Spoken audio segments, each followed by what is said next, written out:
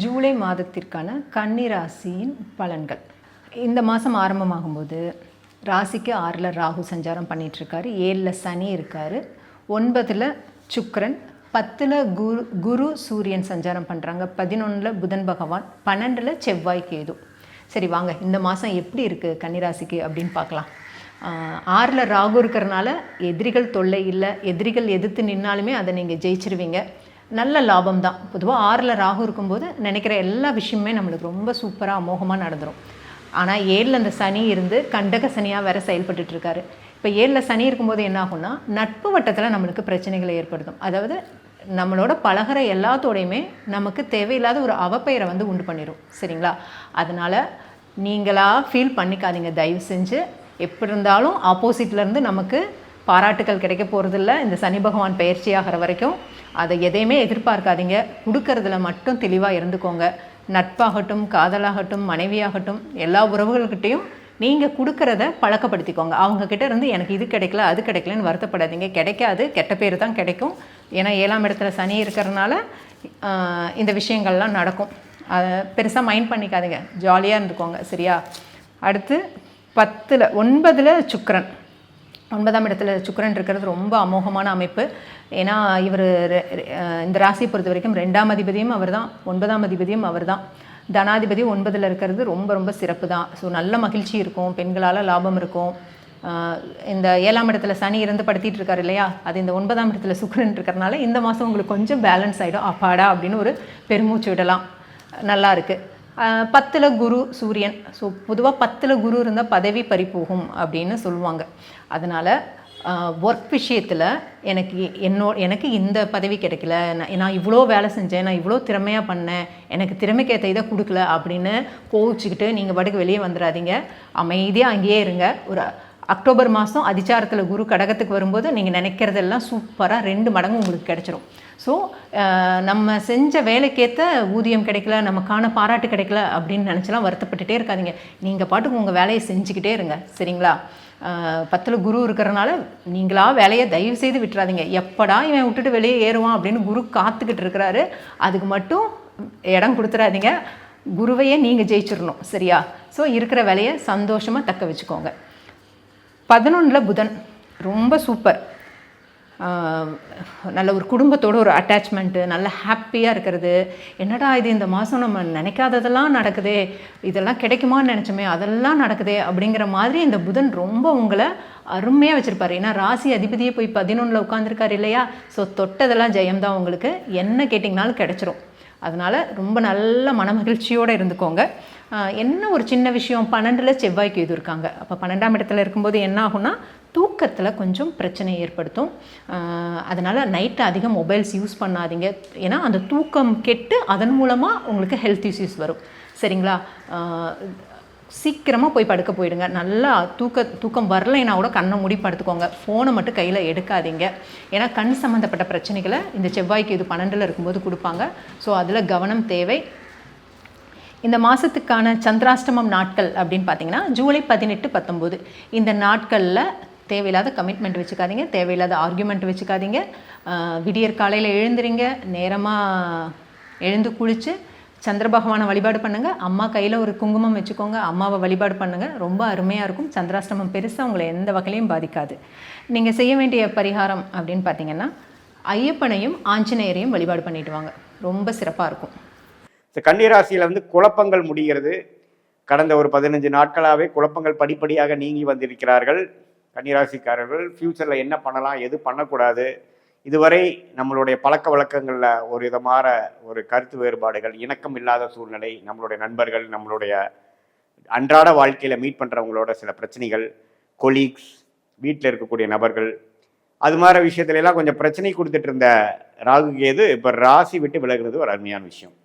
அடுத்த ஆண்டு கிரகமாகிய குரு பார்த்தீங்கன்னா 9ஆம் இடத்துலேருந்து ராசியை பார்த்துட்டு இருந்தது இப்போ 10ஆம் இடத்துக்கு போய் 4ஆம் இடத்தையும் 2ஆம் இடத்தையும் 6ஆம் இடத்தையும் பார்ப்பது அடுத்த கட்ட வாழ்க்கையில் ஜெயிக்கக்கூடிய இடம், வீடு, வண்டி, வாகனம், தாயார், கடன், அபிவிருத்திக்காக கடன், வருமானம், இது மாதிரி குடும்பம் அமைதல், அது மாதிரி விஷயங்களை கொடுத்து அடுத்த ஒரு வாழ்க்கையில் பர்சனலாகவும் ப்ரொஃபஷ்னலாகவும் அடுத்த கட்ட நடவடிக்கைக்கு அடுத்த கட்ட அமைப்புக்கு போகக்கூடிய ஒரு உத்வேகத்தை கொடுக்கக்கூடிய ஒரு கால அமைப்பை கொடுக்கக்கூடிய அமைப்பு வந்து ஸ்டார்ட் ஆயிடுச்சு. அதே சமயத்தில் சனி 7ஆம் இடத்துக்கு போய் கண்டக சனியாக, அதாவது ராசியை நேராக சனி பார்க்குறார். இதுவரை 6ஆம் இடத்துல இருந்த சனி வந்து ராசியை பார்க்கும் பொழுது நம்பவே வேலைகள் அதிகமாக செய்கிறது, இதுவரை தள்ளி போட்டிருந்த விஷயங்கள்லாம் வந்து இறங்கி செய்கிறது, பங்குதாரர்கள் விஷயங்கள், நண்பர்கள் விஷயங்கள், வீட்டில் இருக்கக்கூடிய ஹஸ்பண்ட் ஒய்ஃப் ரிலேஷன்ஷிப்பில் சில விஷயங்கள் நடக்கிறது, இன்னும் கொஞ்சம் ஆக்டிவாக சிலது பண்ணுறது, அது மாதிரி விஷயங்கள்லாம் கொடுக்க போகிறது. ஸோ 7ஆம் இடம் வந்து வேலை செய்ய போகுது. நிறைய பேர்த்த மீட் பண்ண போகிறீங்க, நிறையா நியூ அசோசியேஷன் ஆக போகுது, நிறையா பிஸ்னஸ்ஸு அது மாதிரி இருக்கிறவங்களாம் நிறையா பேர்த்த மீட் பண்ணி அது மூலமாக நிறையா கான்ட்ராக்ட்ஸு, சில கான்டாக்ட்ஸு அதெல்லாம் கிடைக்க போகக்கூடிய அமைப்பு தான் சனி 7ஆம் இடத்துக்கு வர்றது. ஸோ இத்தகைய அமைப்பு தான் பார்த்திங்கன்னா கன்னிராசிக்கு ஆண்டு கிரகத்தின் அமைப்பு காட்டுது. இப்போ மாத கிரகத்தின் அமைப்பு எப்படி இருக்குன்னு பார்த்தா, ராசி அதிபதியாகிய புதனே பார்த்தீங்கன்னா ரிஷபத்திலேயே இருக்கிறது அருமை. ஸோ ராசி அதிபதி நட்பு வீட்டில் இருந்து 9ஆம் வீட்டில் பாகிஸ்தானத்தில் இருக்கிறது நல்ல ஒரு கிளாரிட்டி கொடுக்கறதுக்கு இன்னுமே மேலும் வலுப்படுத்துகிறது.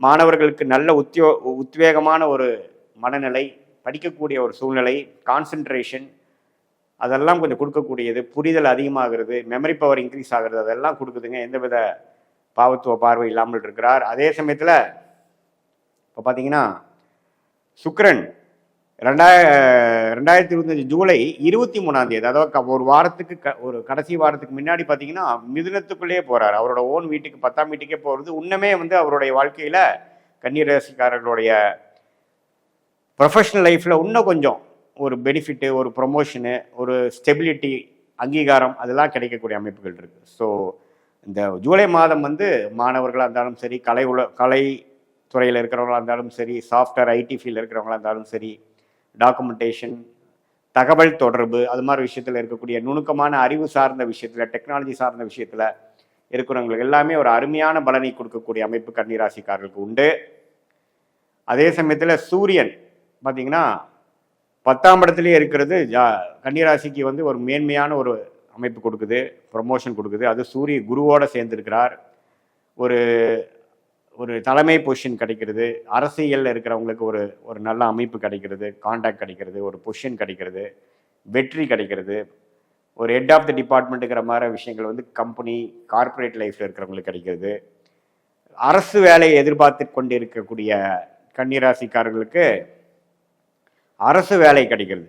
இது மாதிரி பல விஷயங்கள், ஒரு பாசிட்டிவான விஷயங்கள் கொடுக்கக்கூடியதான் இந்த சூரிய புதன் 10ஆம் இடத்துல இருக்கக்கூடிய அமைப்புகள். அது குருவோட சேர்ந்து இருக்கிறது அருமை. ஸோ புதன், சுக்கிரன், குரு எல்லாமே ஒரு நல்ல அமைப்பில் இருக்கிறார். நான் முதல் சொன்ன ராகு கேதுகள் விலகுனது அருமையான விஷயம். சனி இருக்கிறதும் தப்பு இல்லை, கடுமையான உழைக்கக்கூடிய அமைப்பை கொடுக்குறார். அடுத்தபடியான கிரகமாகிய செவ்வாய் பார்த்தீங்கன்னா நட்பு வீடு ஆகிய சிம்மத்திலேயே மாதம் முழுவதும் இருக்கிறார். மாத கடைசியில் தான் வந்து கன்னிக்கு வர்றார். ஸோ செவ்வாய் 12ஆம் இடத்துல இருக்கிறது அருமை. ஸோ அதுவும் பார்த்தீங்கன்னா நல்ல ஒரு வெளி மாநிலம், வெளிநாடு விஷயங்கள், தொடர்புகள் நல்லா வரும். ரியல் எஸ்டேட் துறையில் இருக்கிறவங்களுக்கு நல்ல அமைப்பு, மெடிக்கல் ரிலேட்டட் இருக்கிறவங்களுக்கு நல்ல அமைப்பு, அதுவும் தவறில்லை. செவ்வாயின் சஞ்சாரமும் தவறில்லை. கன்னிராசி அன்பர்களே, ராசிக்கு 6ஆம் இடத்துல இருக்கக்கூடிய சனி பகவானும் ராகுவும் சேர்ந்து நல்ல விஷயங்கள் உங்களுக்கு செஞ்சிட்ருக்காங்க. ஆக்சுவலாக 10ஆம் இடத்துல இருக்கக்கூடிய குரு வந்து தொழிலில் சில சில பிரச்சனைகள் ஏற்படுத்தினாலும் ஆனால் வரக்கூடிய வருமானங்கள் வந்துட்டு தான் இருக்குது, வராமல் இல்லை. அந்த வருமானத்தை நிறுத்தி வைக்க முடியுமா, கொடுக்க வேண்டிய செட்டில் பண்ண முடியுமா அப்படின்றது தான் டவுட்டாக இருக்குது. ஏன்னா வந்து பணம் ஒரு பக்கம் வந்தாலும் 12ஆம் இடத்துல இருக்கக்கூடிய செவ்வாயும், அஷ்டமாதிபதி செவ்வாய் 12ல் இருக்கிறது நல்லது ஒரு பக்கம், கூட சேர்ந்து கேதுவும் இருக்கார். சனி பகவானால் பார்க்கப்படுற செவ்வாயும் கேதுவும், ராகுவால் பார்க்கப்படக்கூடிய செவ்வாயும் கேதுவும், இந்த காம்பினேஷன் பார்த்திங்கன்னா கடனாலையும் பிரச்சனைகள் ஏற்படும். இப்போ கடன் கொடுத்தவங்களாம் கேட்கக்கூடிய அமைப்புகள்லாம் இருக்குது. தொழில் ரீதியான சிறு சிறு முடக்கங்கள் கண்டிப்பாக இருக்கும், இல்லாமல் இல்லை. 10ஆம் இடத்துலேருந்து குரு 2ஆம் இடத்தை பார்க்குறதுனால பண வரவு கண்டிப்பாக இருக்கும், இல்லாமல் இருக்காது. அதனால் உங்களுக்கு பாக்கியஸ்தானத்தில் சுக்கிரன் வந்து தன்னோட சொந்த வீட்டுக்குள்ளே நுழைஞ்சிருக்கார் இப்போது. அதனால் சுக்கிரன் வந்து ரிஷபராசியில் இருக்கிறது உங்களுக்கு மிகப்பெரிய தொழில் முன்னேற்றங்களை தரும், மிகப்பெரிய மாற்றங்களையும் தரும். உங்களுக்கு பெண்களால் நல்ல அமைப்புகள் ஏற்படும், பெண்களால் லாபங்கள் ஏற்படும். மனைவி வழி மூலமாகவோ அன்னை வழி மூலமாகவோ உங்களுக்கு எல்லாருக்குமே நல்ல விஷயங்கள் ஏற்படும். இத்தனை நாள் தேங்கி இருந்த விஷயங்கள் எல்லாமே நல்லா கரை புரண்ட நதி போல் ஓட ஆரம்பிக்கும். உங்கள் மனைவி சொல்கிறத கொஞ்சம் கேளுங்க இப்போதைக்கு. ஏன்னா மனைவி சொல்கிற வழி பார்த்தீங்கன்னா உங்களுக்கு நல்ல லாபங்களை தரும். சின்ன சின்ன விஷயங்கள், சின்ன சின்ன சஜஷன்ஸ் எல்லாமே அவங்ககிட்ட கேளுங்க. என்ன சொல்கிறதுனா, இந்த முக்கியமான முடிவுகள் எடுக்கும்போது அவங்ககிட்ட கலந்து ஆலோசித்து அதுக்கப்புறமா முடிவு எடுங்க. 9ஆம் இடத்து சுக்கிரன் பாக்கியங்களை அள்ளி தருவார். அவர் 9ஆம் இடத்துலேருந்து உங்களோட 3ஆம் வீடான விருச்சகத்தை பார்க்குறாரு. தைரியஸ்தானம் மேம்படும், தொழில் லாபங்கள் ஏற்படும், துணிஞ்சு சில விஷயங்கள் செய்வீங்க. இப்போதைக்கு இருக்கிற விஷயம் என்னென்னா, 3ஆம் தேதி, ஜூலை 3ஆம் தேதி சனி பகவான் வக்ரகதி ஆகுது. வக்ரகதி ஆகும்போது சில குழப்பங்கள்லாம் ஏற்படும். தொழில் ரீதியான குழப்பங்கள், சில ஆர்டர்ஸ் எல்லாம் கிடைக்க வேண்டிய ஆர்டர்ஸ்லாம் கிடைக்காம தள்ளி போகிறது, கிடைக்கவே கிடைக்காதுன்னு நினச்ச ஆர்டர்ஸ்லாம் கிடைக்கும். திடீர்னு எதிர்பாராத விஷயங்கள், நல்ல விஷயங்கள் நடக்க ஆரம்பிக்கும். கடன்கள்லாம் வந்து கொஞ்சம் கொஞ்சமாக தான் செட்டில் பண்ண முடியும். ஃபுல்லாக இன்ன ஸ்ட்ரெச் ஒரே ஷாட்டில் உங்களால் செட்டில் பண்ண முடியாது. ஆனால் அதுக்கான அமைப்புகள் நல்லாவே வரும். பண வரவு கண்டிப்பாக இருக்கும். அதை நிறுத்த முடியாது, பணத்தை தேக்கி வைக்க முடியாது. வந்த வழியே போயிடும். 10 ரூபா பணம் வருதுன்னா 11 ரூபாய்க்கு செலவு இருக்குது. அதனால் அதுக்கேற்ற மாதிரி பிளான் பண்ணிவிட்டு எந்த விஷயத்தையுமே யோசித்து ஆலோசித்து எப்படி இந்த பணத்தை வந்து செட்டில் பண்ணணும் அப்படின்னு சொல்லிட்டு ஆலோசனை செஞ்சு அதுக்கப்புறம் பயன்படுத்துங்க. உங்களோட 11ஆம் வீடு சொல்லக்கூடிய கடகராசிக்கு வந்து சூரிய பகவான் வந்து ஆடி மாதம் 1ஆம் தேதி வராரு. அதாவது ஜூலை 17ஆம் தேதி சூரியன் வந்து மிதுனத்துலேருந்து பயிற்சியாகி கடகராசிக்கு வர்றாரு. கடகராசிக்கு வரும்போது லாபங்கள் அள்ளி தருவார். இப்போ 10ஆம் இடத்துக்கு குரு, 11ஆம் இடத்துல இருக்கக்கூடிய சூரியன், கூடவே சூரியனோடு சேர்ந்த புதன் உங்கள் ராசி அதிபதி, எல்லாமே 11ஆம் இடத்துக்கு சூரியனோடு சேரும்போது நல்ல விஷயங்கள் கண்டிப்பாக ஏற்படும். லாபங்கள் ஏற்படும். மூத்த சகோதரர்கள் மூலமாகவோ, வயதில் மூத்தவர்கள் மூலமாகவோ, உங்களோட தொழிலில் இருக்கக்கூடிய உங்களோட பார்ட்னர்ஸ், அதில் பெரியவங்க யாருன்னா இருப்பாங்களே, வயசில் பெரியவங்க, அவங்களால நல்ல லாபங்களும் கிடைக்கும். நல்ல உங்களுக்கு உறுதுணையான வழிகாட்டுதல் அவங்க கொடுப்பாங்க. அந்த வழிகாட்டுதல் நீங்கள் ஏற்றுக்கிட்டிங்கன்னா உங்களால் சர்வை பண்ண முடியும். இந்த பிரச்சனைகள்லேருந்து வெளிவர முடியும். முக்கியமாக இப்போதைக்கு உங்களுக்கு இருக்கிறது வந்து என்னென்ன, தொழில் ரீதியான விஷயங்கள் மட்டும்தான் பிரச்சனைகள் கொடுக்குறது. அதுவும் வந்து சரியாயிடும். இப்போது இந்த 1 மாத காலகட்டம் வந்து உண்மையிலேயே நல்ல அமைப்பாக தான் இருக்குது. சூரியன் ஆடி மாதத்துக்கு 11ஆம் இடத்துக்கு வரும்போது 12 கூட 11ஆம் இடத்துக்கு போகிறது வந்து நல்ல விஷயந்தான். சுப விரயங்கள் ஏற்படும் கண்டிப்பாக. ஏன்னா உங்களுக்கு விரையாதிபதி சூரியன் வந்து 11ஆம் இடத்துக்கு போகும்போது சுப விரயங்கள் ஏற்படும். வீட்டில் நல்ல விஷயங்கள் நடக்கும். விசேஷங்கள், பண்டிகைகள், அந்த மாதிரி விஷயங்கள்லாம் குடும்பத்தில் நடக்கும். விசேஷங்கள், கெட் டுகெதர், ஃபேமிலி ஃபங்க்ஷன் இதெல்லாமே நடக்கும்.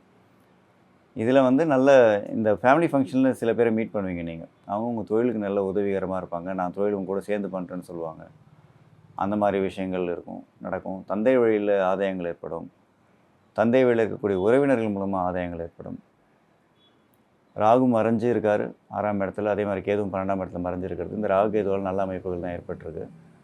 சந்திராஷ்டம தினங்களில் கொஞ்சம் பார்த்து இருங்க, மற்றபடி வேறு எதுவும் இல்லை. அஷ்டமாதிபதி 12ஆம் இடத்துல இருக்கும்போது விபரீத ராஜயோகம்னு சொல்லுவாங்க. 6, 8 கூடியன்னு 6ஆம் வீட்லேயோ இல்லை 8ஆம் வீட்லேயோ 12ஆம் வீட்லேயோ மாறி மாறி உட்காந்தாலோ, இல்லை 8ஆம் வீட்டு அதிபதி 12ஆம் வீட்டில் உட்காரும்போது திடீர்னு ராஜயோகங்கள் ஏற்படும்.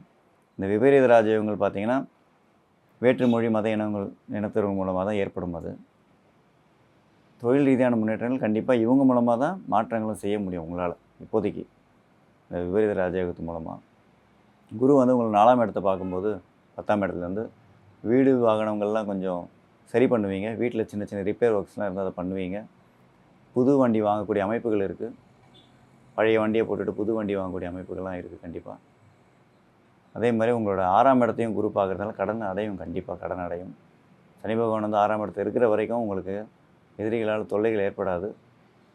அடுத்த மார்ச் மாதம் 6ஆம் தேதி அவர் பயிற்சி ஆகும்போது உங்களோட ராசியை பார்க்கும்போது ஏதெல்லாம் தூங்கிட்டு இருந்தாங்களோ அவங்களாம் எழுந்துப்பாங்க. அந்த மாதிரி கடன், அதனால் எவ்வளோ சீக்கிரம் முடியுமோ அவ்வளோ சீக்கிரம் இந்த கடன்கள்லாம் செட்டில் பண்ணிவிடுங்க. அந்த மார்ச் மாதத்துக்கு மேலே அந்த கண்டச்சனி வரும்போது சில பிரச்சனைகள் நீங்கள் சந்திக்க வேண்டியது இருக்கும். குரு ஆனால் 11ஆம் இடத்துக்கு வந்துடுவார் அடுத்த வருஷம். அந்த 11ஆம் இடத்துக்கு குரு உச்சமாகி வரும்போது ரொம்ப நல்ல விஷயங்கள் நடக்க ஆரம்பிக்கும். என்ன தான் கடன், சனி பகவான் இந்த பக்கம் போனாலும் இந்த பக்கம் குரு வந்து மாறிடுறாரு. மாறின உடனே கடன் பிரச்சனைகள்லாம் தீரும். முக்கியமாக குழந்தைங்களுக்கு நல்லது விஷயங்கள் நடக்கும். பெரிய படிப்புக்காக குழந்தைங்கள்லாம் வெளிநாடு சென்று படிக்கக்கூடிய அமைப்புகள்லாம் இருக்குது. தொழிலில் மட்டும் கொஞ்சம் ஜாக்கிரதையாக இருங்க. பெரிய விஷயங்கள் எதுவும் பண்ணாதீங்க. அகலக்கால் வைக்காமல் நம்ம கைக்கு ஏற்ற விரலுக்கு ஏற்ற வீக்கத்துக்கு ஏற்ற மாதிரி இன்வெஸ்ட்மெண்ட் பண்ணி இப்போதைக்கு பண்ணுங்கள். அடுத்த வருஷத்துலேருந்து கொஞ்சம் நல்ல விஷயங்கள் மாற்றங்கள் ஏற்படும். கண்டிப்பாக நல்லதே நினைப்போம், நல்லதே நடக்கும், நல்லதே செய்வோம். சுபமஸ்து.